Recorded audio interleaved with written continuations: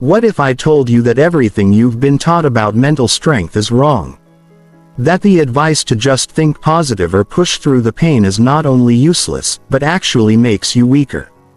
Right now, millions of people are struggling with stress, anxiety, and overwhelming challenges, believing that mental toughness is something you're either born with or you're not. But the truth is far more powerful and far more actionable than that. Mental strength isn't about suppressing emotions or pretending everything is fine. It's not about grinding through every obstacle with brute force willpower. Real mental strength is a trainable skill backed by neuroscience that allows you to rewire your brain's response to stress, uncertainty, and adversity. The people who seem unbreakable, who thrive under pressure and bounce back from setbacks faster than others, they're not superhuman. They've simply learned to train their minds the same way athletes train their bodies. By the end of this video, you'll have a complete system for building unshakable mental resilience.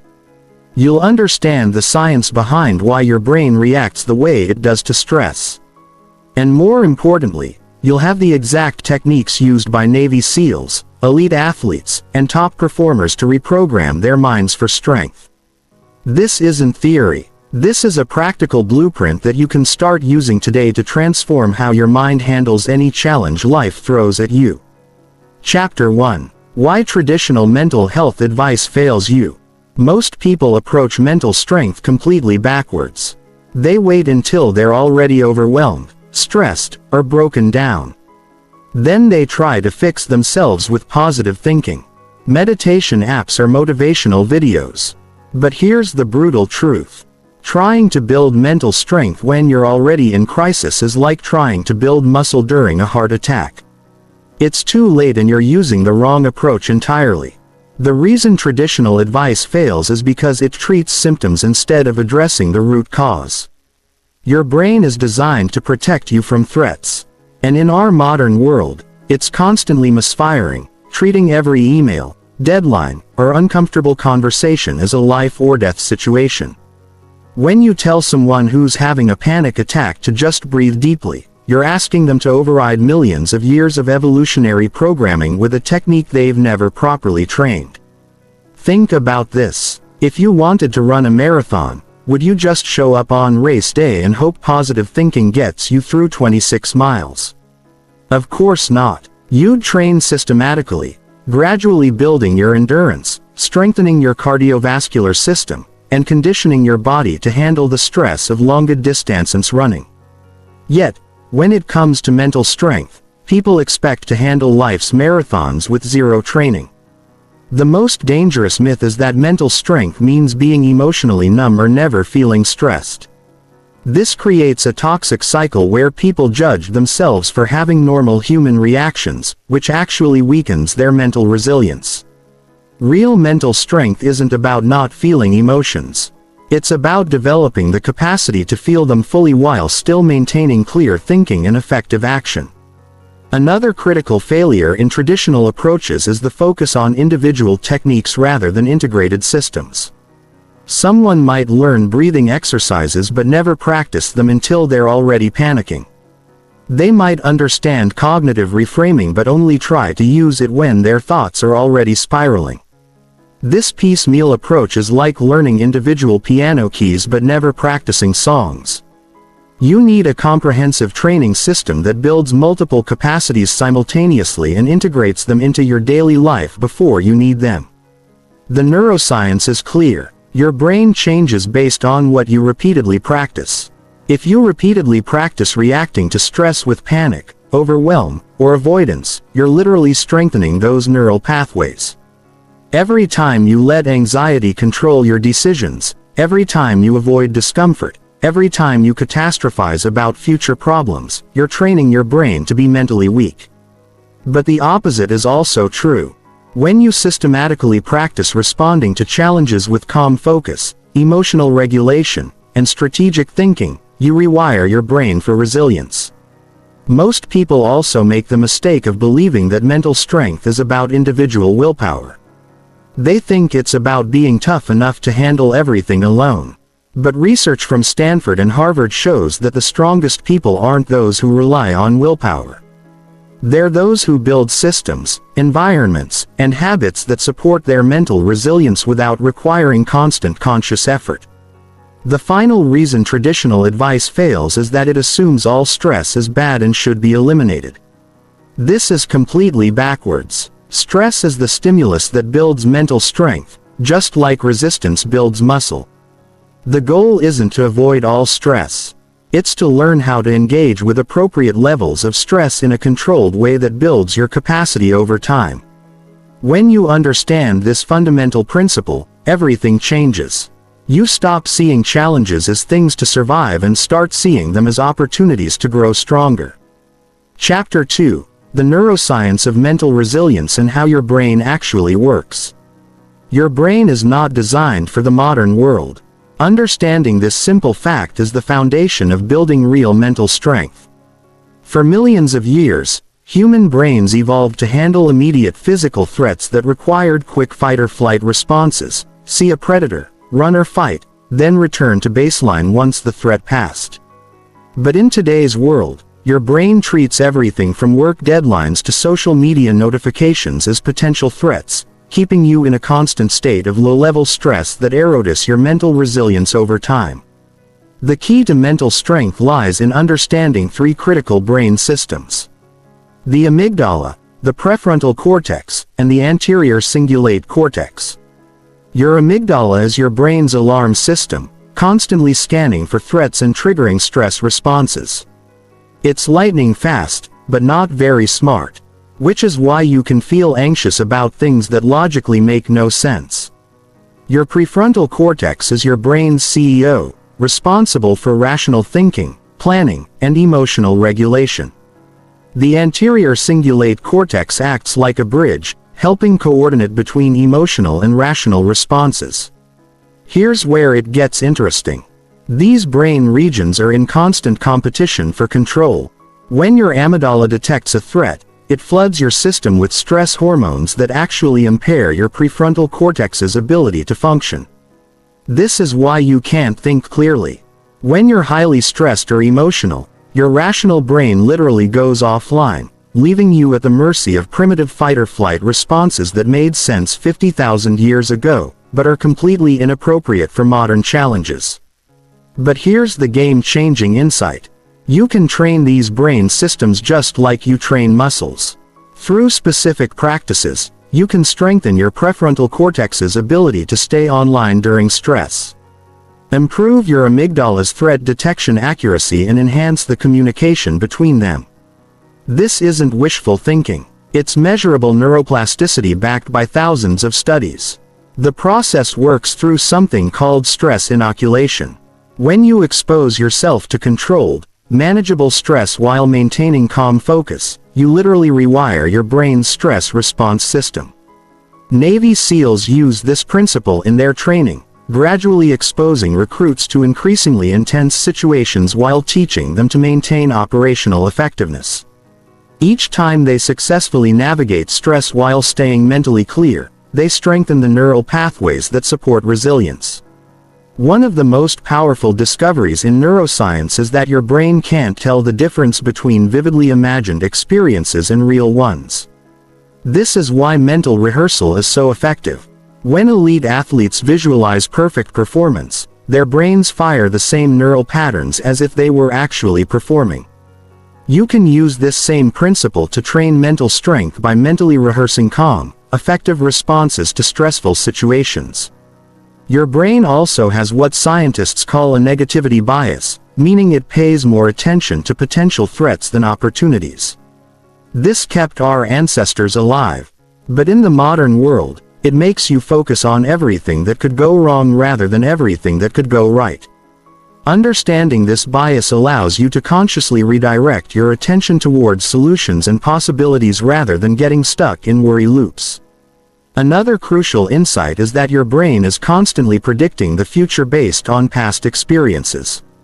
If you've repeatedly experienced stress as overwhelming and uncontrollable, your brain will predict that future stress will be the same way, triggering anticipatory anxiety even before anything stressful happens.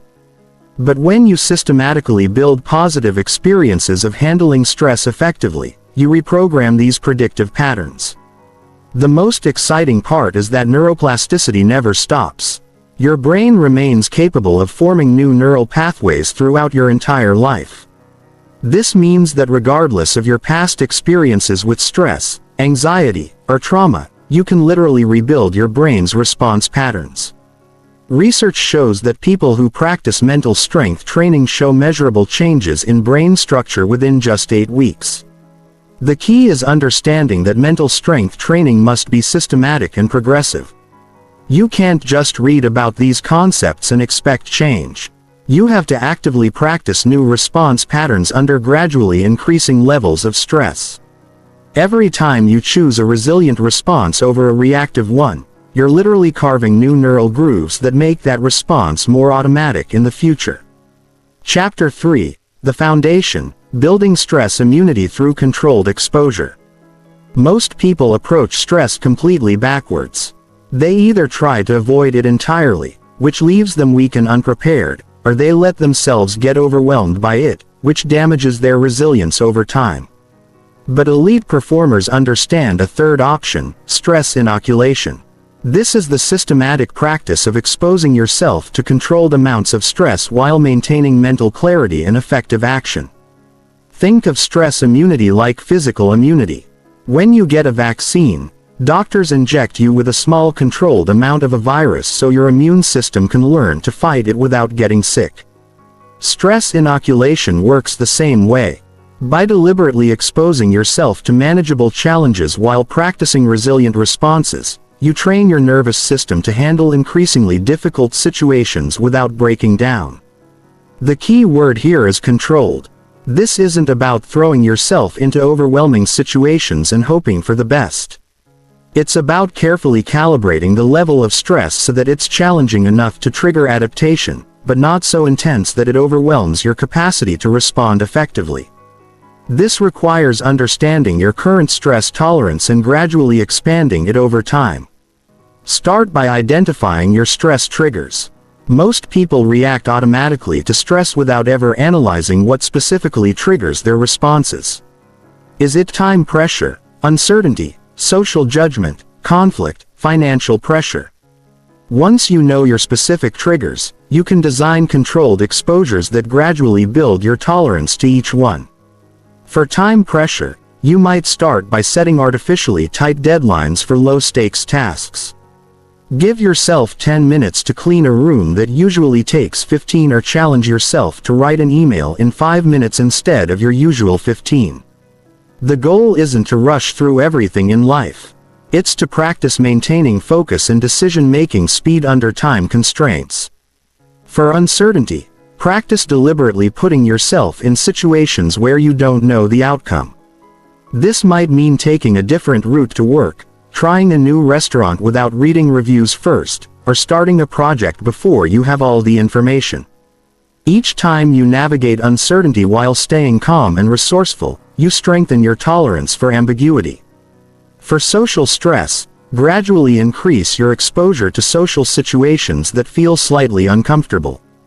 This might mean speaking up in meetings, asking questions in public settings, or initiating conversations with strangers.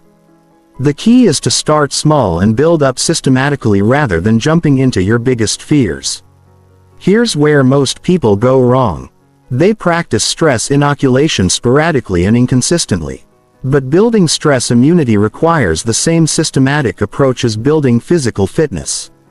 You need regular progressive training sessions that gradually increase in intensity over time. This means scheduling specific times for stress training rather than waiting for stressful situations to happen randomly. One of the most effective protocols is the graduated exposure system. Start with situations that create about a 3 out of 10 stress level. Practice your stress management techniques in these situations until you can maintain complete mental clarity and effective action. Only then do you progress to 4 out of 10 stress levels, then 5, and so on. This gradual progression allows your nervous system to adapt without getting overwhelmed.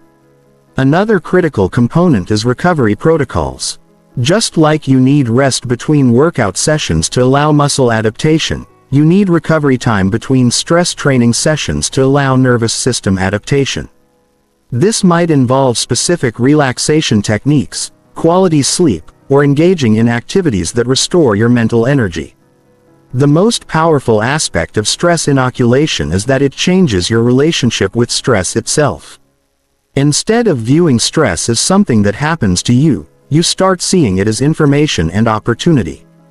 You develop confidence in your ability to handle whatever comes your way because you've systematically proven to yourself that you can remain effective under pressure. Advanced practitioners take this even further by deliberately seeking out stressful situations as training opportunities. They volunteer for challenging projects, put themselves in competitive situations, or take on leadership roles that stretch their capabilities. This isn't masochism, it's strategic conditioning. They understand that the only way to build extraordinary resilience is through extraordinary preparation. Chapter 4: Emotional Regulation Mastery. The skill that separates the strong from the weak. The difference between mentally strong people and everyone else isn't that strong people don't feel negative emotions. It's that they've mastered the skill of emotional regulation. The ability to feel emotions fully without being controlled by them. This is the most misunderstood aspect of mental strength, and it's the reason why so many people fail to develop real resilience. Most people live at the mercy of their emotions. When they feel angry, they act angry. When they feel anxious, they avoid or procrastinate. When they feel sad, they withdraw and ruminate. They mistake feeling emotions for being controlled by emotions, which creates a cycle where their emotional state dictates their actions, which creates more negative emotions, which leads to more ineffective actions. Emotional regulation is not about suppressing feelings or pretending to be happy when you're not. Research from Harvard Medical School shows that emotional suppression actually weakens mental health and increases stress over time. Instead, emotional regulation is about creating space between feeling and emotion and reacting to it. It's about maintaining your ability to think clearly and act effectively even when you're experiencing intense feelings. The neuroscience behind this is fascinating. When you experience a strong emotion, your amygdala floods your system with neurochemicals that can hijack your rational thinking for up to 20 minutes. During this time, your prefrontal cortex, the part of your brain responsible for good decision-making, is literally impaired. This is why you say things you regret when you're angry or make terrible decisions when you're anxious. But here's what changes everything. You can train your prefrontal cortex to stay online even during emotional storms. This happens through a process called cognitive reappraisal, where you consciously reframe your interpretation of emotional triggers. Instead of seeing anger as something that controls you, you start seeing it as information about your values. Instead of seeing anxiety as a sign of weakness, you recognize it as your brain trying to prepare you for challenges. The first step in emotional regulation mastery is developing emotional awareness. Most people are emotionally illiterate. They know they feel bad or stressed, but can't identify the specific emotions they're experiencing. Research shows that people who can accurately identify and name their emotions have significantly better emotional regulation than those who can't. Start practicing emotional granularity by expanding your emotional vocabulary beyond basic categories like happy, sad, angry, or afraid. Learn to distinguish between frustration and disappointment, between anxiety and excitement, between sadness and grief. The more precisely you can identify what you're feeling, the more effectively you can regulate it. The next level is understanding the difference between primary and secondary emotions. A primary emotion is your immediate automatic response to a situation. A secondary emotion is your reaction to your primary emotion. For example, you might feel embarrassed about making a mistake. Primary. Then feel angry at yourself for feeling embarrassed. Secondary. Most emotional suffering comes from secondary emotions. The way you judge and resist your natural feelings. One of the most powerful emotional regulation techniques is called emotional surfing. Instead of fighting against difficult emotions or trying to make them go away immediately, you learn to ride them out like waves. You notice the physical sensations of the emotion in your body. Observe how it builds, peaks, and naturally subsides without trying to change it. This teaches your nervous system that emotions are temporary experiences rather than permanent states. Advanced emotional regulation involves learning to use emotions as information and energy rather than obstacles. Anger properly channeled can fuel determination and boundary setting. Anxiety properly understood can enhance focus and preparation. Even sadness can deepen empathy and motivation for change. The goal isn't to eliminate negative emotions, but to transform them into allies.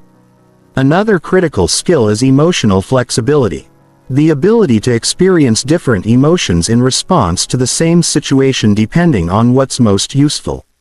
If you're facing a deadline, you might choose to feel energized rather than stressed.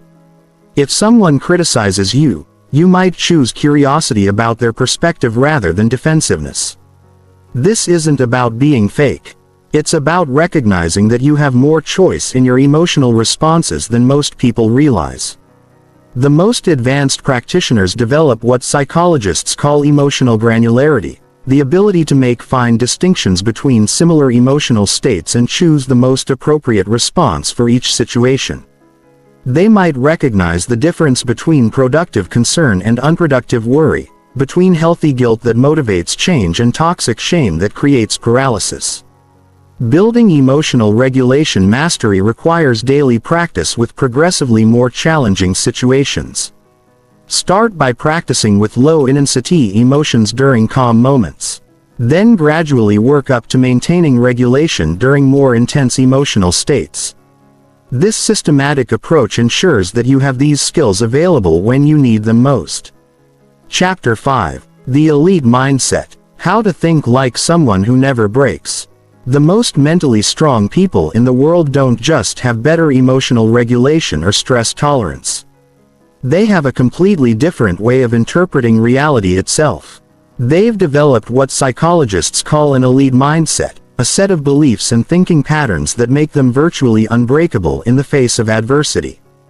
The foundation of the elite mindset is anti-fragility, a concept that goes beyond resilience. Resilient people bounce back from setbacks. Anti-fragile people actually become stronger because of setbacks. They don't just survive challenges. They use challenges as fuel for growth. This isn't positive thinking or motivational nonsense. It's a systematic way of reframing every difficulty as an opportunity to build capacity. Elite performers understand that obstacles aren't interruptions to their path. Obstacles are the path. When most people encounter setbacks, they see them as evidence that something is going wrong. When elite performers encounter setbacks, they see them as proof that they're pushing their limits and growing stronger. This fundamental shift in perspective changes everything about how you respond to difficulty. The first element of elite thinking is extreme ownership. This concept developed by Navy SEAL commanders means taking complete responsibility for everything that happens in your sphere of influence. Regardless of whether it's technically your fault, this isn't about self-blame or guilt. It's about power. When you take ownership of a situation, you immediately gain the power to change it. When you blame external factors, you make yourself a victim with no control. Most people resist extreme ownership because they think it means accepting blame for things that aren't their fault. But elite performers understand that blame and responsibility are different things. You might not be responsible for what happens to you, but you're always responsible for how you respond to what happens to you. This distinction is the difference between feeling powerless and feeling empowered. The second element is what's called the growth mindset, but taken to an extreme level. Most people understand growth mindset as believing you can improve through effort. Elite performers take this further.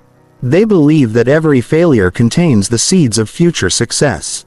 That every weakness points toward a strength they haven't developed yet, and that every limitation is just their current edge, not their permanent boundary. This creates what researchers call a challenge orientation rather than a threat orientation. When most people face difficulties, their brains automatically categorize them as threats to be avoided or survived. Elite performers train themselves to automatically categorize challenges as opportunities to test and expand their capabilities. This isn't just optimistic thinking. It's a complete rewiring of how their nervous system responds to uncertainty. Another crucial element is long-term thinking. Most people operate from day to day or week to week, making decisions based on immediate comfort or short-term gains. Elite performers think in decades. They make decisions based on who they want to become and what they want to build over the long term, not on how they feel in the moment. This long-term perspective makes them incredibly resilient to short-term setbacks because they understand that temporary failures are just data points in a much larger trajectory. Elite performers also develop what's called strategic patience. They understand that real strength is built slowly and methodically over time, not through dramatic gestures or intense bursts of effort. They're willing to invest months or years in building capabilities that others aren't willing to develop because they understand that sustainable excellence requires sustainable practices. One of the most powerful aspects of elite thinking is the ability to find meaning in suffering. This doesn't mean seeking out unnecessary pain, but it means being able to extract value and purpose from inevitable difficulties. Viktor Frankl discovered this principle in Nazi concentration camps, noting that people who could find meaning in their suffering were more likely to survive than those who couldn't. Elite performers practice what's called cognitive flexibility, the ability to see situations from multiple perspectives and choose the most empowering interpretation. If they get rejected for a job, they might see it as a sign that they need to develop new skills or as protection from a role that wouldn't have been right for them or as motivation to start their own business. They don't just accept the first interpretation their brain offers. They actively generate alternatives and choose the one that serves their growth. Another key element is what researchers call grit, but it's more sophisticated than just persistence. Elite performers develop the ability to maintain passion and perseverance toward long-term goals despite failures, adversity, and plateaus. They understand that progress isn't linear and that apparent setbacks are often part of a larger pattern of growth that only becomes visible over time. The most advanced element of elite thinking is what some call the observer mind. Elite performers develop the ability to step outside their immediate experience and observe their thoughts and emotions with detachment. This allows them to respond strategically rather than reactively. Even in highly charged situations, they can literally watch themselves experiencing stress or anger without being controlled by these experiences. Chapter 6. The Daily Training Protocol: Building Mental Muscle Through Systematic Practice. Most people wait until they're in crisis to try building mental strength, which is like waiting until you're drowning to learn how to swim. Real mental strength comes from daily training protocols that systematically build your psychological capacity before you need it. Just like physical fitness requires consistent workouts, mental fitness requires consistent mental workouts designed to strengthen specific psychological muscles. The foundation of mental training is understanding that your mind responds to progressive overload just like your body does. If you lift the same weight every day, your muscles stop growing. If you handle the same level of mental challenges every day, your resilience stops growing. You need to systematically increase the difficulty of your mental training to continue building capacity. The most effective mental training protocols target 4 core areas: attention control, emotional regulation, stress tolerance, and cognitive flexibility. Each of these represents a different type of mental muscle that needs specific exercises to develop. Most people randomly practice different techniques without understanding which mental muscles they're actually training, which leads to uneven development and gaps in their resilience. Attention control is your ability to direct and sustain focus despite distractions both external and internal in our hyperconnected world. This might be the most critical mental skill you can develop. Every time you check your phone instead of completing a task, every time you let your mind wander during an important conversation, every time you get lost in worry instead of focusing on solutions, you're training weak attention control. The attention training protocol starts with basic focused attention exercises. Set a timer for 5 minutes and focus completely on a single point of concentration. This might be your breath, a word, or even a visual object. When your mind wanders, gently return it to the focus point without judgment. This isn't meditation for relaxation. It's strength training for your attention. As you get stronger, increase the duration and add distractions to practice maintaining focus under increasingly difficult conditions. Advanced attention training involves divided attention exercises where you practice maintaining awareness of multiple things simultaneously without losing focus on any of them. You might practice having a conversation while monitoring background sounds or working on a task while staying aware of your emotional state. This builds the kind of situational awareness that allows elite performers to stay calm and effective even in chaotic environments.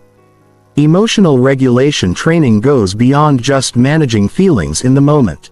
It involves systematically building your capacity to experience intense emotions without losing effectiveness. Start with emotional exposure exercises where you deliberately trigger mild negative emotions in controlled settings. Then practice maintaining clear thinking and good decision-making while experiencing those emotions. One powerful protocol is the emotional challenge ladder. Create a list of situations that trigger specific emotions ranked from mild to intense. Start with the mildest triggers and practice your regulation techniques until you can maintain complete emotional control. Only then move to the next level. This might involve watching slightly frustrating videos and practicing staying calm. Then gradually working up to handling more intense emotional provocations. Stress tolerance training involves deliberately creating manageable stress and practicing effective responses. This might include time pressure exercises where you complete tasks under artificially tight deadlines. Uncertainty training, where you make decisions with incomplete information, or social stress training, where you practice difficult conversations or public speaking. The key to stress training is maintaining what psychologists call eustress rather than distress. Eustress is positive stress that challenges you without overwhelming you. It's the sweet spot where you're pushed beyond your comfort zone but still feel capable of rising to the challenge. If your training creates anxiety, panic, or shutdown responses, you've gone too far and need to dial back the intensity. Cognitive flexibility training involves practicing different ways of thinking about the same situation. Most people get stuck in rigid thinking patterns that limit their ability to adapt when circumstances change. Cognitive flexibility training teaches you to generate multiple interpretations of events and choose the most empowering perspective. One effective exercise is perspective shifting, where you take any challenging situation and practice viewing it from at least 3 different angles. How would an optimist see this? How would a pragmatist see this? And how would someone who loves challenges see this? The goal isn't to force positive thinking, but to expand your mental repertoire, so you have more options for how to interpret and respond to difficulties. The most advanced practitioners develop what's called mental cross-training, where they deliberately engage in activities outside their comfort zones to build general mental resilience. An analytical person might take improvisational acting classes to build comfort with uncertainty. A highly organized person might practice managing deliberately chaotic situations. A conflict-averse person might join debate clubs to build comfort with disagreement. Recovery protocols are just as important as training protocols. Your nervous system needs time to integrate new patterns and restore its capacity between training sessions. This might involve specific relaxation techniques, quality sleep, physical exercise, or activities that naturally restore your mental energy. The training schedule should follow the same principles as physical fitness. Consistency is more important than intensity. Progressive overload prevents plateaus, and variety prevents boredom while building well-rounded capacity. Most people benefit from daily attention training, 3 to 4 weekly emotional regulation sessions, 2 to 3 weekly stress tolerance sessions, and 1 weekly cognitive flexibility challenge. Advanced practitioners also use environmental design to create automatic training opportunities. They might deliberately choose the longer checkout line to practice patience, take cold showers to build discomfort tolerance, or schedule challenging conversations to practice emotional regulation under real conditions. The goal isn't to make your life more difficult, but to systematically build psychological capacity so that when real challenges arise, you have the mental strength to handle them effectively. Every day you skip mental training is a day your mental muscles atrophy, just like skipping physical workouts. But every day you follow your training protocol is a day you become more resilient, confident, and unbreakable. Chapter 7: Mental Rehearsal and Visualization. Programming your mind for automatic success. Most people vastly underestimate the power of mental rehearsal because they think visualization is just daydreaming or wishful thinking. But neuroscience has proven that your brain can't distinguish between vividly imagined experiences and real ones. When you mentally rehearse successful performance, you're literally programming neural pathways that will activate automatically when you face similar situations in real life. Elite athletes have understood this for decades.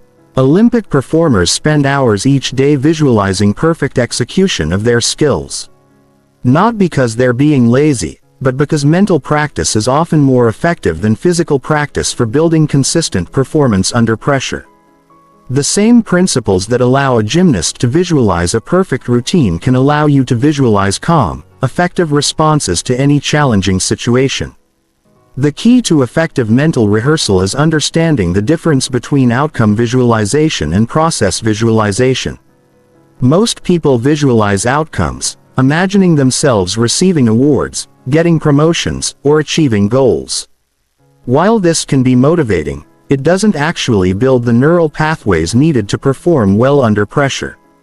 Process visualization, on the other hand, involves mentally rehearsing the specific thoughts, feelings, and actions that lead to successful outcomes. Instead of visualizing yourself giving a confident presentation, you would visualize the process. Feeling nervous before you start. Taking 3 deep breaths to center yourself.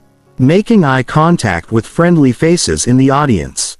Speaking slowly and clearly. Handling questions with curiosity instead of defensiveness, and maintaining confident posture throughout. This type of detailed process rehearsal creates neural templates that your brain can follow automatically during actual performance. The neuroscience behind this is extraordinary. When you visualize performing an action, your motor cortex fires in almost exactly the same pattern as when you actually perform that action. Your brain literally practices the skill without your body moving. Research shows that people who combine physical practice with mental rehearsal improve faster than those who only practice physically. But mental rehearsal goes far beyond just visualizing success. The most powerful applications involve rehearsing effective responses to difficult situations before they occur. This is called stress inoculation through visualization, and it's one of the most effective ways to build automatic resilience. Start by identifying specific challenging situations you're likely to face. This might include difficult conversations with your boss, social situations that make you anxious, or high-pressure deadlines. For each situation, create a detailed mental movie of yourself, handling it with complete calm and effectiveness. The visualization needs to be multi-sensory and emotionally realistic. Don't just see yourself succeeding.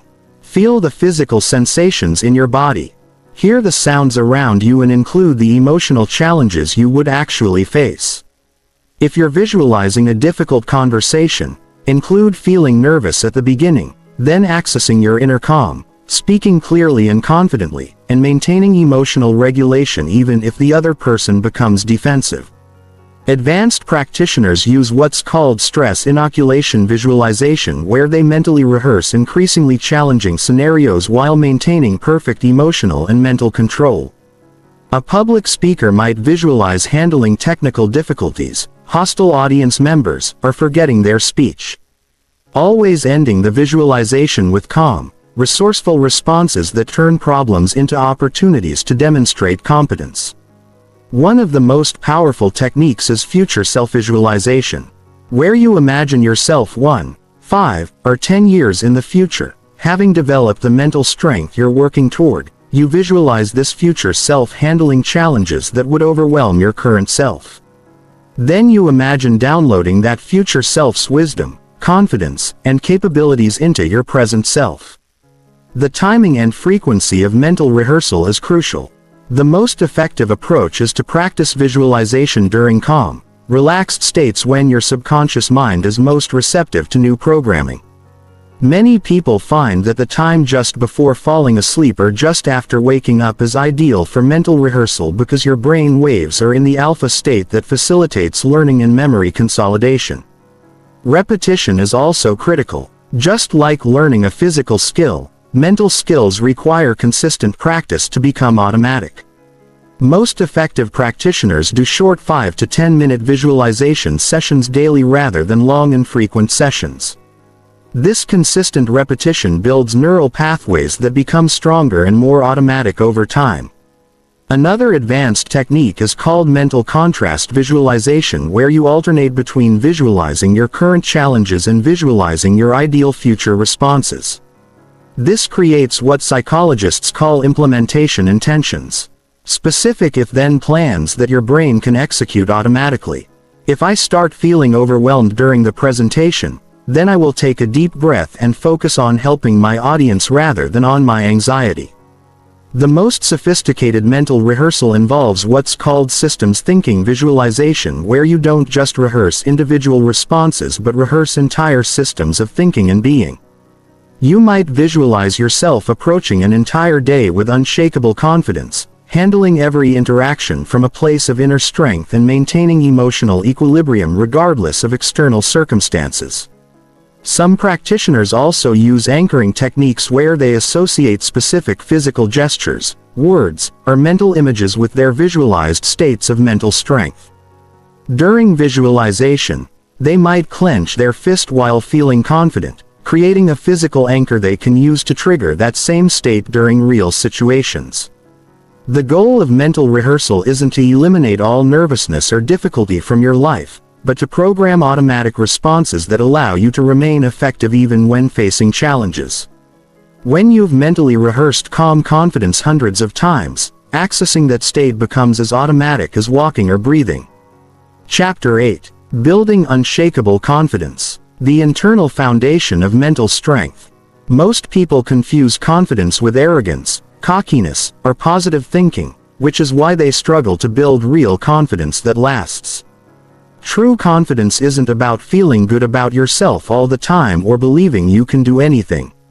Real confidence is the deep, unshakable knowing that you can handle whatever life throws at you.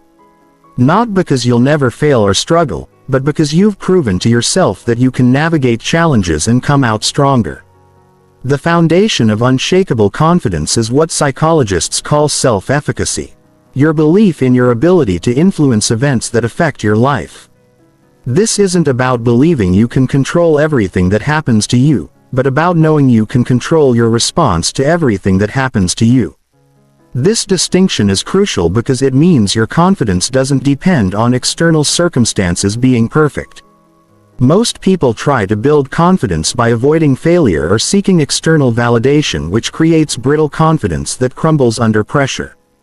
Real confidence comes from systematically proving to yourself that you can handle failure, rejection, uncertainty, and setbacks while continuing to move toward your goals. Every time you handle a difficult situation effectively, you make a deposit in your confidence bank account. The first step in building unshakable confidence is conducting what's called a competence inventory. Most people focus on their weaknesses and failures while taking their strengths and successes for granted. This creates a distorted self-image that undermines confidence. A competence inventory involves systematically documenting all the challenges you've already overcome, skills you've developed, and difficulties you've navigated successfully. Write down every significant challenge you've faced in your life and how you handled it. Include childhood difficulties, academic challenges, social situations, work problems, relationship issues, health scares, and financial pressures. For each situation, identify the specific skills, qualities, and strategies you used to get through it. Most people are shocked to discover how much evidence they already have of their own resilience and capability. Next, develop what's called an anti-fragile identity. Instead of seeing yourself as someone who tries to avoid problems, start seeing yourself as someone who gets stronger through problems. This isn't positive thinking. It's a fundamental shift in how you relate to challenges. When difficulties arise, instead of asking why is this happening to me, you start asking how is this making me stronger. The most powerful confidence-building practice is called voluntary discomfort. Deliberately putting yourself in uncomfortable situations to prove you can handle them. This might involve taking cold showers, fasting, exercising when you don't feel like it, having difficult conversations, or tackling projects that stretch your abilities. Each time you voluntarily choose discomfort and navigate it successfully, you build evidence that you can handle whatever life throws at you involuntarily. Start small with voluntary discomfort challenges that are uncomfortable but manageable. Take the stairs instead of the elevator when you're tired. Wake up 15 minutes earlier than necessary or strike up conversations with strangers. As you build evidence of your ability to handle minor discomforts, gradually increase the challenges. The goal isn't to make your life miserable, but to systematically expand your comfort zone. Another critical component is developing what's called outcome independence. Most people's confidence depends on specific outcomes going their way. They feel confident when they get the promotion, win the competition, or receive approval from others. This creates unstable confidence that disappears whenever outcomes don't match expectations. Outcome independence means deriving your confidence from your effort, growth, and character rather than from specific results. This involves shifting from external metrics of success to internal metrics. Instead of measuring yourself by whether you get the job, measure yourself by whether you prepared thoroughly and performed authentically. Instead of measuring yourself by whether people like you, measure yourself by whether you showed up as your genuine self.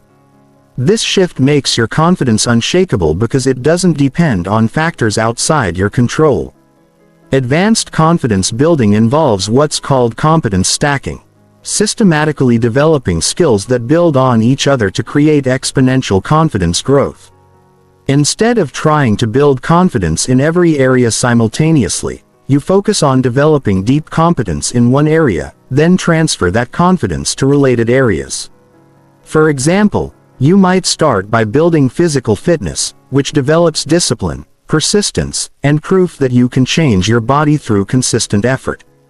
This physical confidence then transfers to building mental discipline through meditation or learning new skills. That mental discipline confidence then transfers to professional challenges, relationship building, or creative pursuits. The neuroscience shows that confidence literally rewires your brain when you repeatedly prove to yourself that you can handle challenges. You strengthen neural pathways associated with self-efficacy and weaken pathways associated with self-doubt. This creates an upward spiral where confidence leads to better performance, which creates more evidence of competence, which builds more confidence. One of the most effective techniques is called confidence anchoring, where you associate specific physical postures, breathing patterns, or mental phrases with your most confident states during times when you feel strong and capable. You practice specific anchors like standing tall, breathing deeply, or repeating empowering phrases. Then you can use these anchors to access confident states even when facing new challenges. The most advanced practitioners develop what's called universal confidence. Confidence that transcends specific domains or situations. This comes from understanding that all challenges are fundamentally similar. They all require the same core qualities: clear thinking, emotional regulation, persistent effort, and the willingness to learn from setbacks. When you realize you already possess these qualities and have used them successfully in various contexts, you develop confidence that you can apply them to any new situation. Chapter 9: Crisis Management. Maintaining strength when everything falls apart.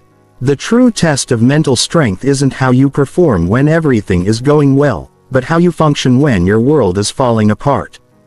Crisis situations strip away all the normal supports and structures that usually help you maintain psychological equilibrium. Your job security disappears, your relationship ends, your health fails, or multiple problems hit simultaneously. This is when mental strength training either pays off or you realize how unprepared you really are. Most people respond to crisis with one of three patterns: panic, denial, or shutdown. Panic involves frantic, unfocused activity that wastes energy without solving problems. Denial involves pretending the crisis isn't happening or isn't as serious as it actually is. Shutdown involves becoming paralyzed and unable to take any meaningful action. All three responses make crisis worse and extend suffering unnecessarily. Elite mental performers respond to crisis differently. They've trained themselves to enter what's called crisis mode, a state of heightened focus and simplified priorities that allows them to function effectively even when everything is chaotic. Crisis mode isn't about staying calm. It's about staying functional. You might feel scared, angry, or overwhelmed, but you maintain your ability to think clearly, make decisions, and take effective action. The foundation of effective crisis management is what's called psychological triage. The ability to quickly assess a crisis situation and prioritize your responses based on what's most critical. Just like medical triage focuses on treating the most life-threatening injuries first, psychological triage focuses on addressing the most important aspects of a crisis before dealing with secondary concerns. When crisis hits, your brain automatically shifts into survival mode, which can actually impair your judgment by making everything seem equally urgent and important. Psychological triage involves consciously stepping back from the emotional intensity to ask what absolutely must be handled immediately. What can wait 24 hours? What can wait a week?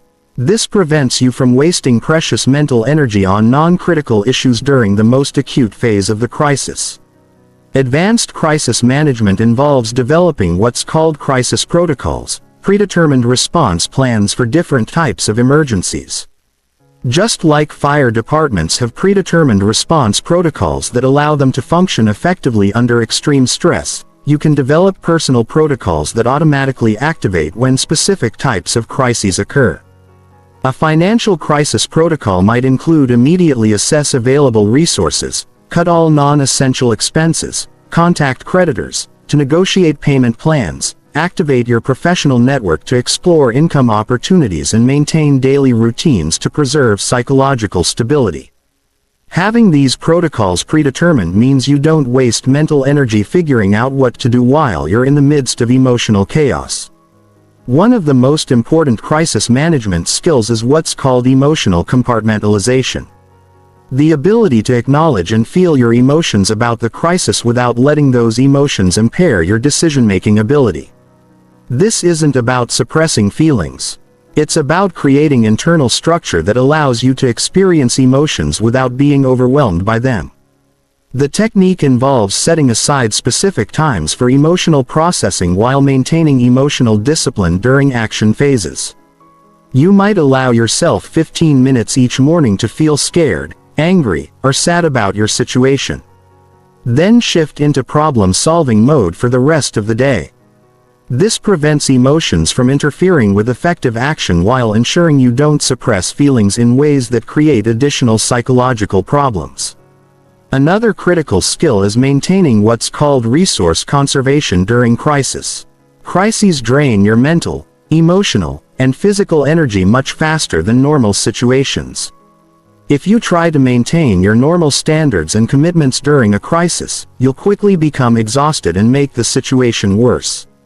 Effective crisis management involves deliberately lowering your standards in non-essential areas to preserve energy for dealing with critical issues.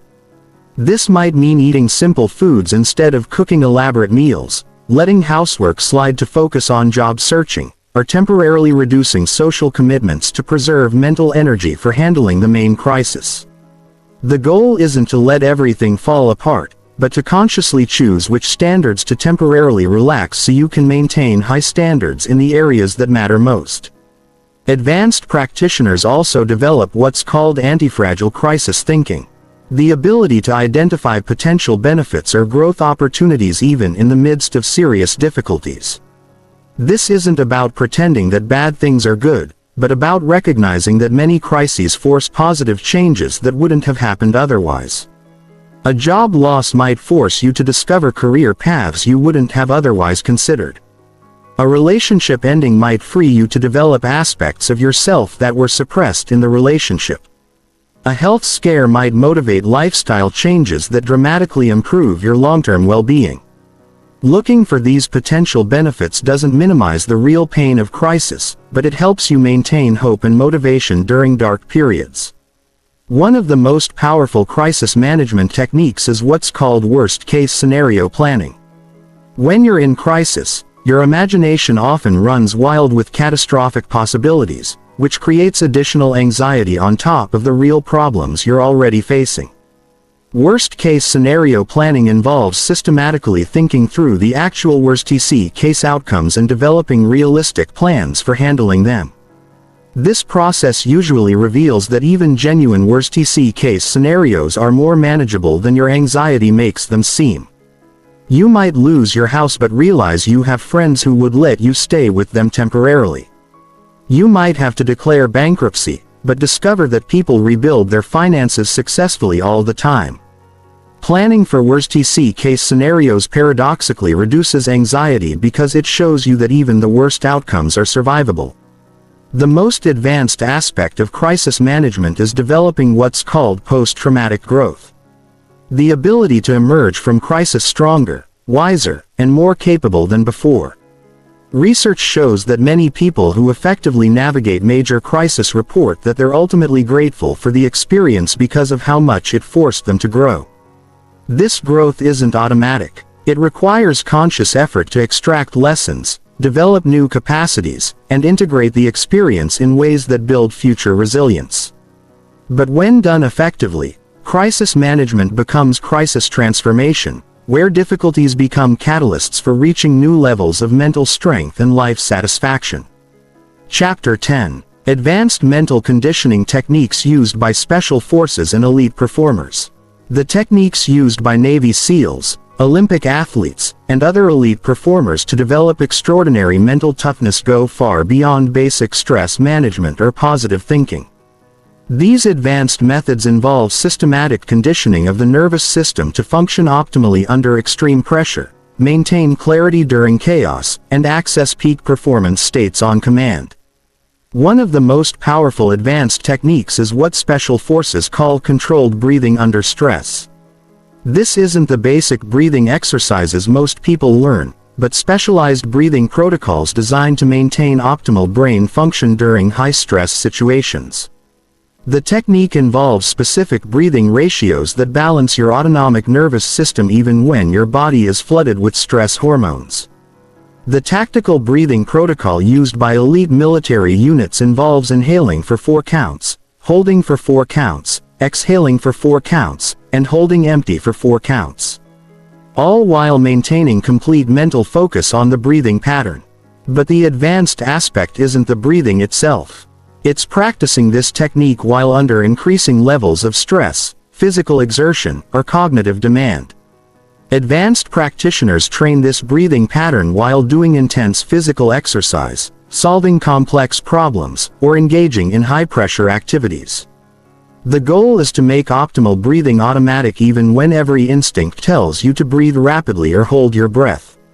This creates a physiological anchor that allows you to maintain peak mental function regardless of external circumstances. Another elite technique is what's called stress inoculation through micro-challenges. Systematically exposing yourself to brief but intense stresses to build tolerance for longer, more complex challenges. This might involve techniques like ice baths, breath-holding exercises, or intense physical challenges that create controlled stress while you practice maintaining mental clarity.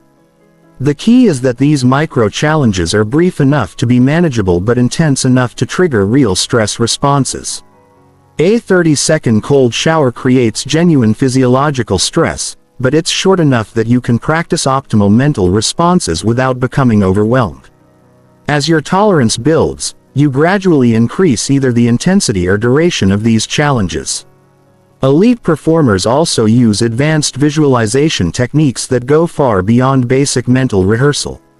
One method is called adversity visualization, where you mentally rehearse handling worst-case scenarios with complete calm and effectiveness. This isn't negative thinking. It's psychological preparation that makes you antifragile to unexpected challenges. The technique involves creating detailed mental movies of everything going wrong while you maintain perfect emotional control and strategic thinking. You visualize equipment failing, people letting you down, unexpected obstacles arising, and time running out. Always ending the visualization with calm, resourceful responses that turn problems into opportunities to demonstrate competence. Another advanced method is called performance state anchoring, where you learn to trigger peak performance states instantly through physical, mental, or environmental cues. Elite athletes often develop specific rituals, phrases, or physical movements that automatically access their optimal competitive mindset. The conditioning process involves repeatedly practicing these anchors while in genuine peak performance states. Usually during training when you're already performing at high levels. Over time, the anchor becomes so strongly associated with peak performance that you can use it to access optimal states even under pressure or in new environments. Advanced mental conditioning also involves what's called cognitive load training. Deliberately practicing complex mental tasks while under stress to build your ability to think clearly when overwhelmed.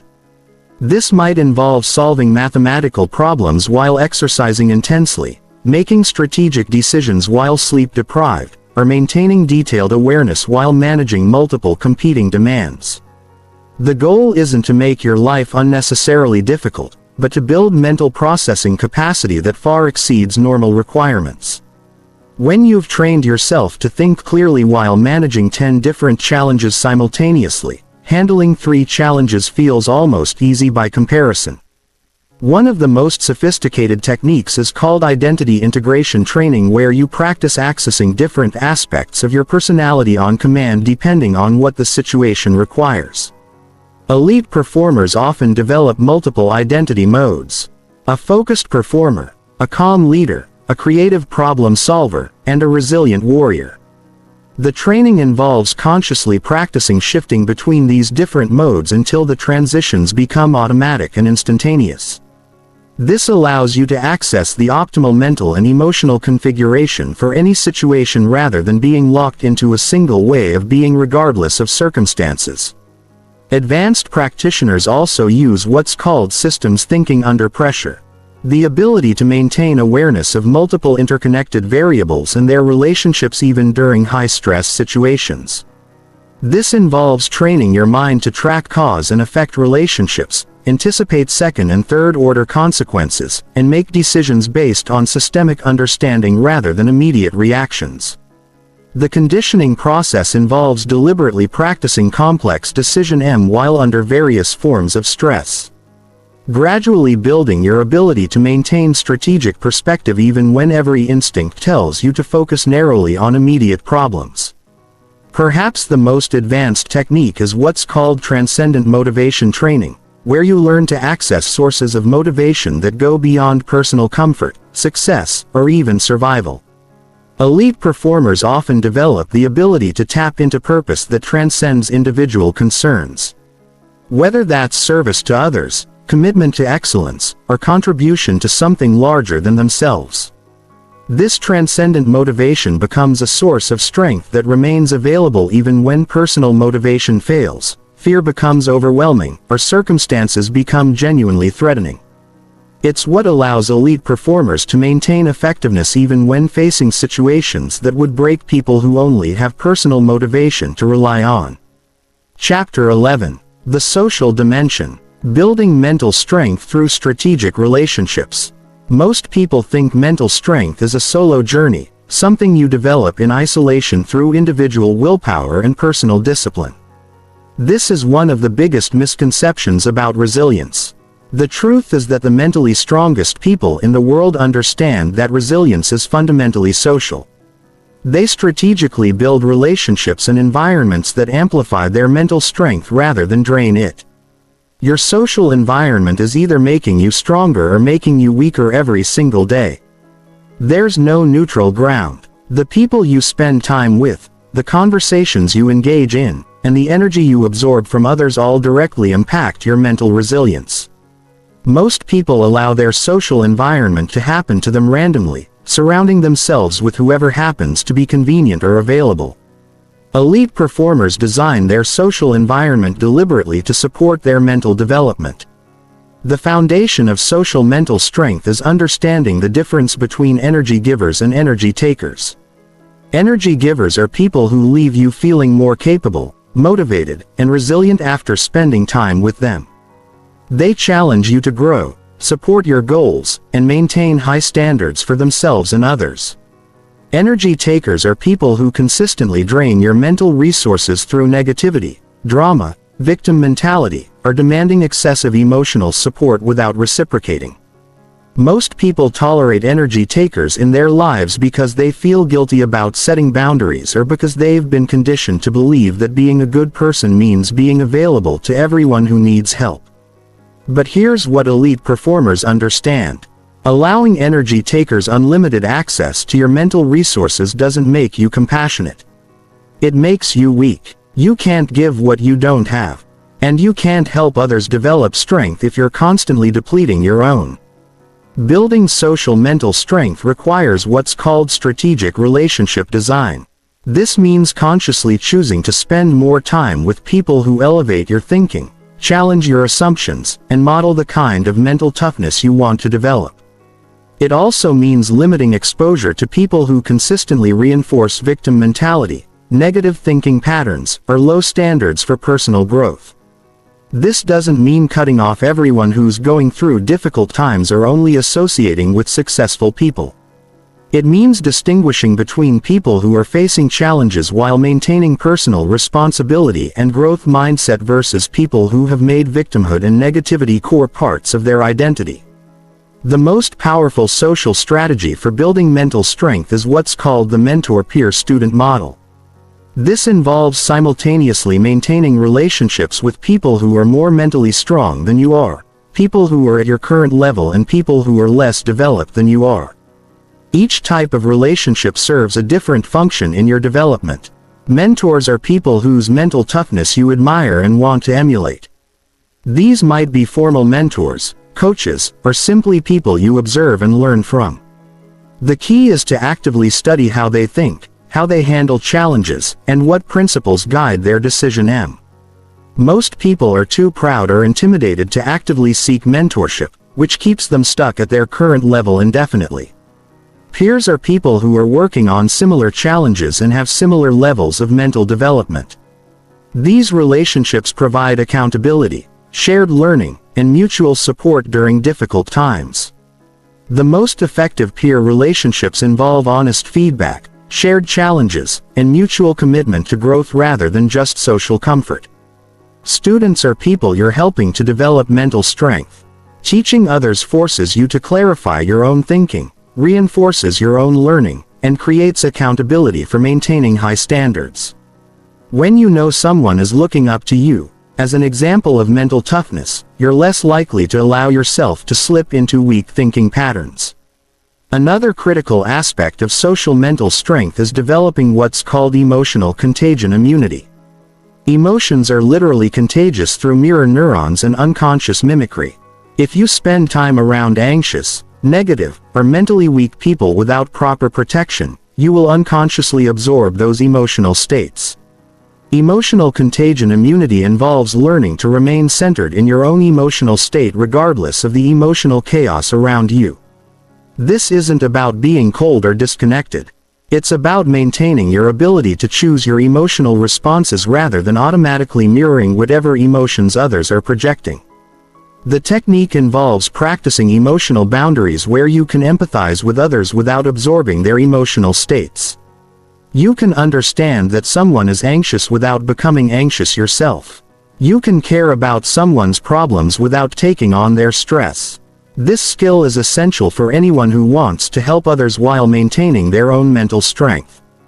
Elite performers also understand the power of what's called collective efficacy. The shared belief among a group that they can handle challenges and achieve difficult goals together. This is why special forces units, elite sports teams, and higher-forming organizations spend so much time building team cohesion and shared identity. You can apply this principle by consciously building or joining groups that share your commitment to mental strength and personal excellence. This might involve joining or creating mastermind groups, training partners, accountability groups, or communities focused on high performance. When you're surrounded by people who expect excellence from themselves and each other, maintaining high standards becomes automatic rather than requiring constant willpower. One of the most advanced social strategies is what's called selective vulnerability.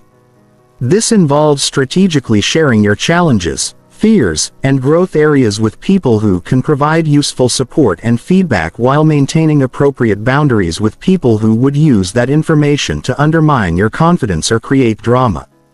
Many people make the mistake of either oversharing with everyone, which can damage their reputation and drain their energy, or sharing with no one, which prevents them from accessing valuable support and perspective.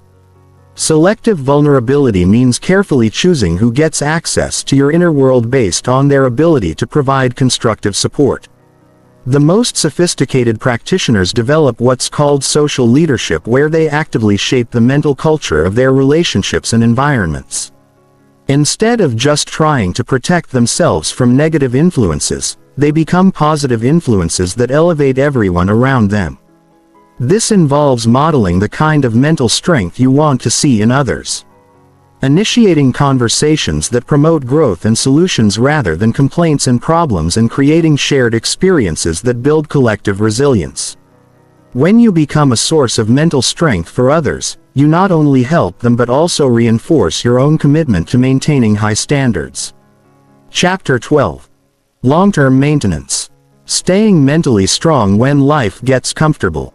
The greatest threat to mental strength isn't crisis, failure, or external adversity. It's success and comfort. When things are going well, when your income is stable, your relationships are smooth, and your health is good. That's when mental strength atrophies most rapidly. Most people only focus on building resilience when they're forced to by circumstances. Then they gradually lose that strength when life becomes easier. This creates a dangerous cycle where people build mental toughness during difficult periods, then lose it during comfortable periods, leaving them unprepared when the next wave of challenges arrives. Elite performers understand that mental strength requires lifelong maintenance regardless of external circumstances. They've learned to stay strong, not just despite comfort, but because of it. The fundamental challenge of comfort is that it removes the natural stresses that maintain mental resilience. Just like physical muscles atrophy when they're not challenged, mental muscles weaken when life becomes too easy. Your stress tolerance decreases, your emotional regulation becomes less precise, and your confidence becomes dependent on things continuing to go well rather than on your ability to handle things going poorly. The solution isn't to create unnecessary drama or reject success when it comes, but to develop what's called artificial challenge systems that maintain your mental conditioning even when life isn't naturally challenging you. This involves deliberately introducing controlled stressors and growth opportunities that keep your psychological systems sharp. One of the most effective maintenance strategies is what's called comfort zone expansion protocols. Instead of waiting for circumstances to push you beyond your comfort zone, you systematically identify areas where you've become too comfortable and deliberately create challenges that force continued growth. This might involve taking on professional projects that stretch your capabilities, learning skills that feel intimidating, or putting yourself in social situations that require you to grow. The key is that these challenges should feel meaningful and aligned with your values, not arbitrary or masochistic. You're not trying to make your life harder. You're trying to keep growing stronger. Advanced practitioners develop what's called lifestyle stress inoculation, where they build regular practices that maintain their stress tolerance even during peaceful periods. This might include regular cold exposure, intermittent fasting, intense physical training, or deliberate exposure to manageable social or professional pressures. The goal isn't to be constantly stressed, but to maintain your capacity to handle stress effectively. Just like vaccines expose you to small amounts of viruses to maintain immunity, lifestyle stress inoculation exposes you to small amounts of stress to maintain resilience. Another critical aspect of long-term maintenance is what's called mental strength auditing. Regularly assessing your current level of resilience across different domains and identifying areas that need attention. Most people only discover weaknesses in their mental strength when they're already in crisis and it's too late to address them effectively. A comprehensive mental strength audit evaluates your current capacity in areas like stress tolerance, emotional regulation, uncertainty tolerance, conflict resolution, decision-making under pressure, and recovery from setbacks. For each area, you honestly assess whether your skills are improving, maintaining, or declining. And you develop specific training protocols to address any weaknesses. The audit also examines your support systems, daily practices, environmental factors, and belief systems to identify potential vulnerabilities. You might discover that your mental strength depends too heavily on specific relationships, routines, or external circumstances, making you vulnerable if those factors change. One of the biggest maintenance challenges is what's called hedonic adaptation, where your baseline expectations adjust to your current circumstances, making it harder to appreciate what you have and easier to take your mental strength for granted. When you've been mentally strong for a while, it starts feeling normal rather than special, which can lead to complacency. The solution involves regularly reconnecting with your growth journey by reviewing where you started, acknowledging how far you've come, and maintaining gratitude for the mental capabilities you've developed. This isn't about becoming self-congratulatory, but about maintaining awareness of what you've built, so you stay motivated to preserve and enhance it. Another powerful maintenance strategy is what's called teaching and mentoring others. When you help other people develop mental strength, you're forced to articulate your own principles, refine your understanding, and maintain high standards in your own behavior. Teaching others also reminds you of fundamental concepts that you might otherwise take for granted. The most effective approach involves finding people who are at earlier stages of their mental strength journey and providing guidance, accountability, and encouragement. This might happen through formal coaching or mentoring, or through informal relationships where you serve as an example and resource for others. Advanced maintenance also involves what's called periodic intensity cycles, where you deliberately go through periods of higher challenge and intensity followed by periods of integration and recovery. Instead of trying to maintain constant intensity or constant ease, you create rhythms that include both challenge and rest. This might involve planning quarterly challenges where you push yourself significantly beyond your normal comfort zone, followed by periods where you integrate what you learned and allow your nervous system to recover. This prevents both the stagnation that comes from too much comfort and the burnout that comes from too much intensity.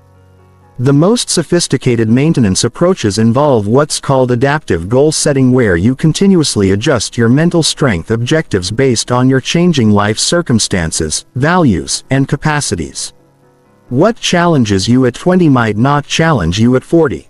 And what seemed important in one life stage might be irrelevant in another. This requires regularly reassessing what mental strength means for your current situation and adjusting your training accordingly. You might shift from building stress tolerance to refining emotional subtlety, or from developing individual resilience to building leadership capabilities that help others develop strength. Perhaps the most critical aspect of long-term maintenance is developing what's called intrinsic motivation for mental strength. When you first start building resilience, you might be motivated by external pressures, fear of failure, or desire for achievement. But sustainable mental strength requires finding reasons to stay strong that go beyond external circumstances. This often involves connecting mental strength to your deepest values and sense of purpose. You maintain resilience not because you have to, but because being mentally strong allows you to show up as your best self for the people and causes you care about.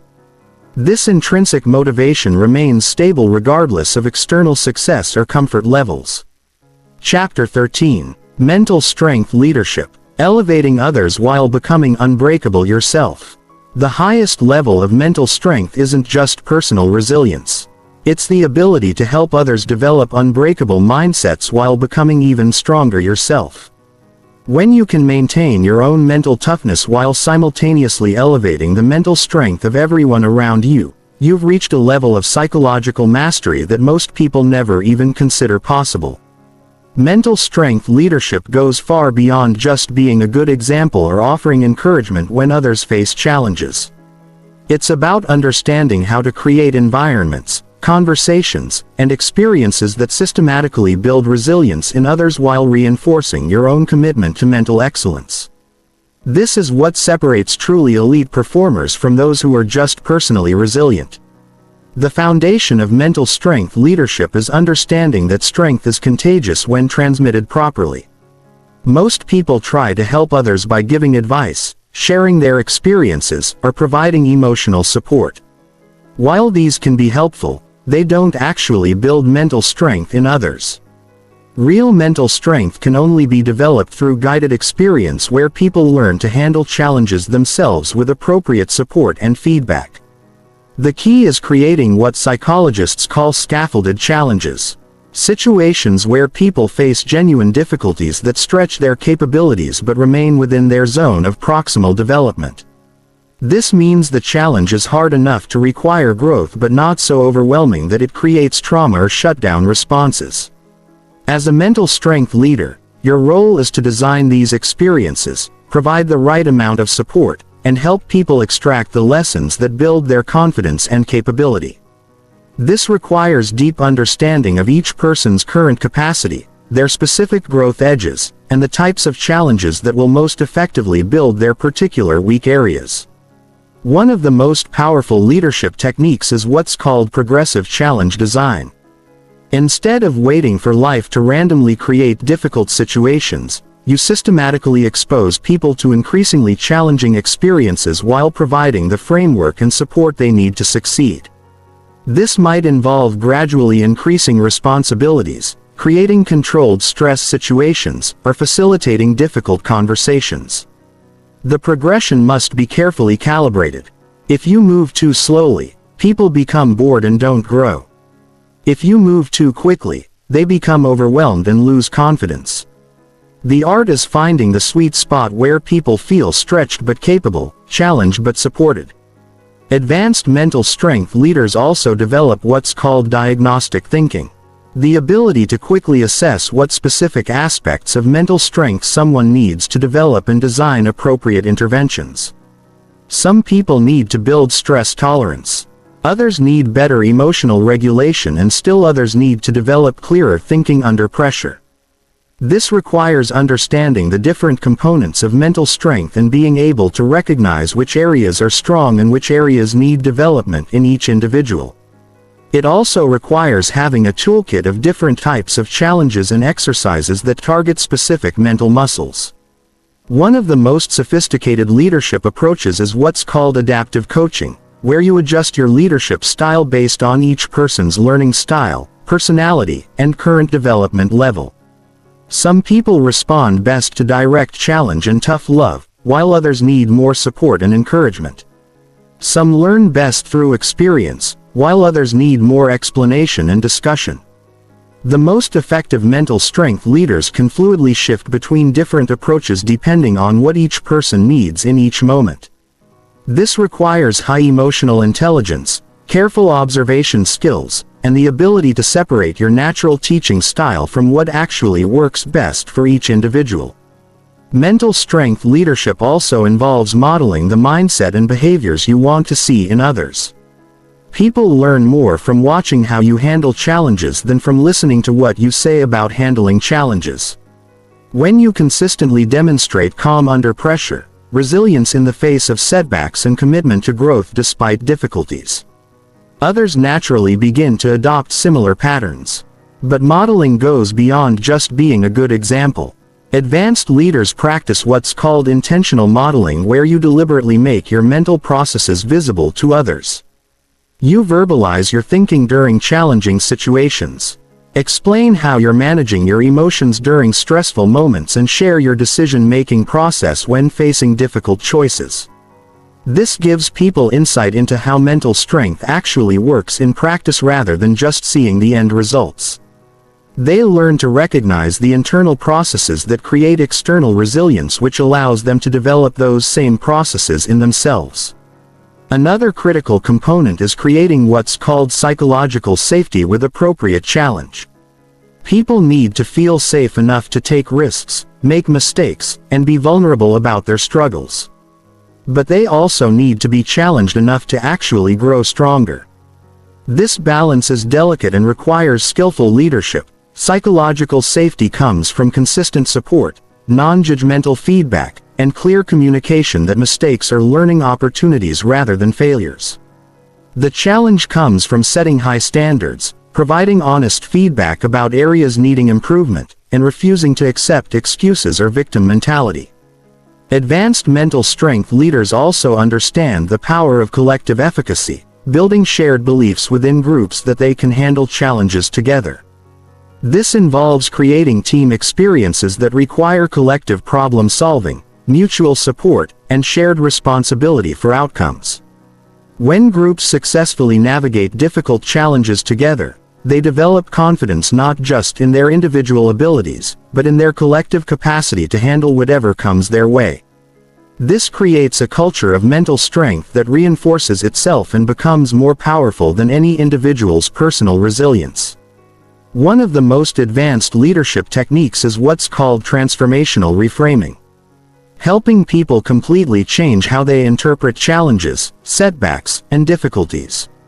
Instead of seeing problems as obstacles to overcome or endure, you help them see problems as opportunities to build strength, gather data, and accelerate growth. This isn't just positive thinking or motivation. It's a fundamental shift in how someone relates to difficulty itself. When people genuinely begin to see challenges as opportunities rather than threats, they become anti-fragile, actually getting stronger through adversity rather than just surviving it. The highest level of mental strength leadership involves what's called legacy building, developing systems and cultures that continue building mental strength in others long after you're no longer directly involved. This means creating self-reinforcing environments where strong mental habits become the norm, where people naturally challenge and support each other, and where the principles of mental strength are embedded in how things get done. This requires thinking beyond individual development to systemic change, designing processes, structures, and cultures that naturally promote mental resilience. When you can create environments that automatically build mental strength in anyone who participates in them, you've achieved true leadership mastery. Chapter 14. The Compound Effect. How mental strength accelerates every area of your life. Most people think of mental strength as just one skill among many, something that helps you handle stress and bounce back from setbacks. But this dramatically underestimates its true impact. Mental strength is a meta-skill that amplifies every other capability you possess. When you develop genuine psychological resilience, it creates a compound effect that accelerates your growth and performance in every area of life. The compound effect works because mental strength affects the quality of your thinking, decision and execution in every domain. When you can think clearly under pressure, regulate your emotions effectively and maintain long-term perspective despite short-term difficulties, you make better decisions in your career, relationships, health, finances, and personal development. In your professional life, mental strength transforms how you approach challenges, negotiations, leadership opportunities, and setbacks. Instead of being paralyzed by fear of failure or overwhelmed by complex problems, you develop the capacity to break down challenges systematically. Maintain focus under pressure and persist through difficulties that stop others. This doesn't just make you more productive. It makes you more valuable. Organizations desperately need people who can maintain effectiveness during crisis, think strategically during uncertain times, and help others stay focused when everything feels chaotic. Mental strength makes you someone others can depend on when things get difficult, which accelerates your career progression far beyond what technical skills alone could achieve. The financial impact is equally significant. Mental strength affects every aspect of financial decision-making. From avoiding emotional spending during stress to maintaining long-term investment strategies despite market volatility. When you can separate emotions from financial decisions, delay gratification consistently, and maintain optimism about long-term outcomes while being realistic about short-term challenges, you make better money decisions across the board. Mental strength also increases your capacity to take calculated risks, start businesses, negotiate effectively, and persist through the inevitable setbacks that come with building wealth. Most people's financial limitations aren't due to lack of knowledge or opportunity, but due to mental barriers like fear of failure, inability to delay gratification, or tendency to make emotional decisions during stress. In relationships, mental strength transforms your ability to communicate effectively, handle conflict constructively, and maintain emotional stability during difficult periods. When you can regulate your own emotions, stay focused on solutions rather than blame, and maintain perspective during relationship stress, you create much healthier relationship dynamics. This includes romantic relationships, family relationships, friendships, and professional relationships. Mental strength allows you to set appropriate boundaries, communicate your needs clearly, handle others' emotional reactions without becoming reactive yourself, and maintain commitment to important relationships even when they go through challenging phases. The health benefits of mental strength extend far beyond stress management. When you can maintain long-term thinking despite short-term discomfort, you make consistently better choices about nutrition, exercise, sleep, and health care. You can stick to health routines even when motivation is low, handle medical procedures and health scares without panic, and maintain hope and proactive behavior even when facing serious health challenges. Research shows that people with higher levels of mental resilience have better immune function, lower rates of chronic disease, faster recovery from medical procedures, and greater longevity. Mental strength literally affects your biology through its impact on stress hormones, inflammation levels, and behavioral choices that affect physical health. The learning and development advantages are particularly powerful. Mental strength dramatically accelerates your ability to acquire new skills, overcome learning plateaus, and persist through the frustration that comes with mastering difficult subjects. When you can maintain motivation despite setbacks, stay focused despite distractions and approach challenges with curiosity rather than anxiety, you learn faster and retain more. This creates an exponential effect where your increased learning capacity allows you to develop other capabilities more quickly, which increases your mental strength even further, which accelerates your learning even more. People with high mental resilience often appear to be naturally talented across multiple domains, but they're actually just better at the learning process itself. Mental strength also enhances creativity and innovation by reducing the fear and anxiety that normally inhibit creative risk-taking. When you're not worried about judgment, failure, or uncertainty, you're much more willing to explore unconventional solutions, experiment with new approaches, and persist through the trial and error process that leads to breakthrough innovations. The social influence benefits compound over time as well. When you consistently demonstrate mental strength, others naturally look to you for leadership during difficult periods. This creates opportunities for advancement, collaboration, and impact that wouldn't be available to someone who becomes unreliable during stress or conflict. People with strong mental resilience often find themselves in positions of informal leadership even when they don't seek those roles, simply because others feel more confident and secure around people who remain stable during uncertainty. This social influence creates additional opportunities for career advancement, relationship building, and personal impact. Perhaps most importantly, mental strength increases your capacity to pursue meaningful goals despite obstacles and setbacks. Most people abandon their most important aspirations, not because the goals are impossible, but because they can't handle the emotional difficulty of persistent effort in the face of uncertainty and temporary failures.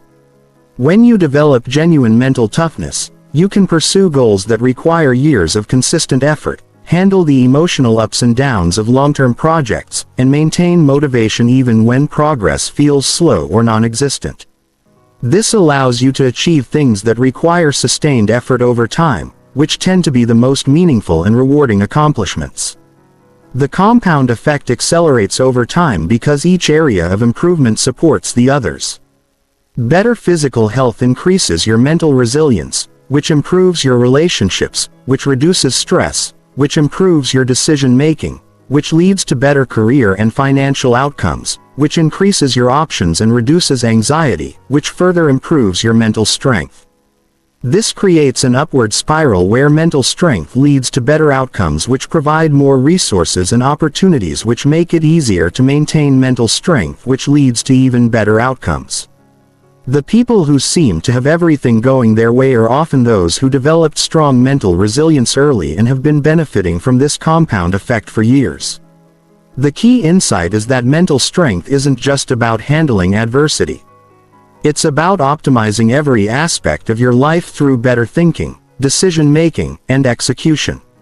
When you truly understand this compound effect, investing time and energy in building mental resilience becomes obviously worthwhile regardless of your current challenges or goals. Chapter 15. Your Unbreakable Future. Integrating everything and maintaining lifelong strength. You now possess something that most people will never develop. A complete understanding of how to build genuine unshakable mental strength. Not the shallow positive thinking that crumbles under pressure. Not the motivational hype that fades when times get tough. But real psychological resilience that allows you to thrive regardless of what life throws at you. But knowledge without implementation is worthless. The difference between people who transform their lives and those who just consume information is the willingness to actually apply what they've learned. Everything you've discovered means nothing if it remains theoretical. Your mental strength is only as real as the daily practices you're willing to commit to and the challenges you're willing to face. The journey ahead requires understanding that building unbreakable mental strength is not a destination you reach but a way of being you develop and maintain throughout your entire life. There is no point where you can declare yourself finished and stop growing. The strongest people in the world understand that strength requires constant cultivation, constant challenge, and constant refinement. Your first step is conducting an honest assessment of where you currently stand. Most people overestimate their mental strength because they've never truly tested it under pressure. They confuse feeling confident during easy times with actually being resilient during difficult times. Real mental strength assessment requires examining how you perform during stress, setbacks, uncertainty, and sustained pressure.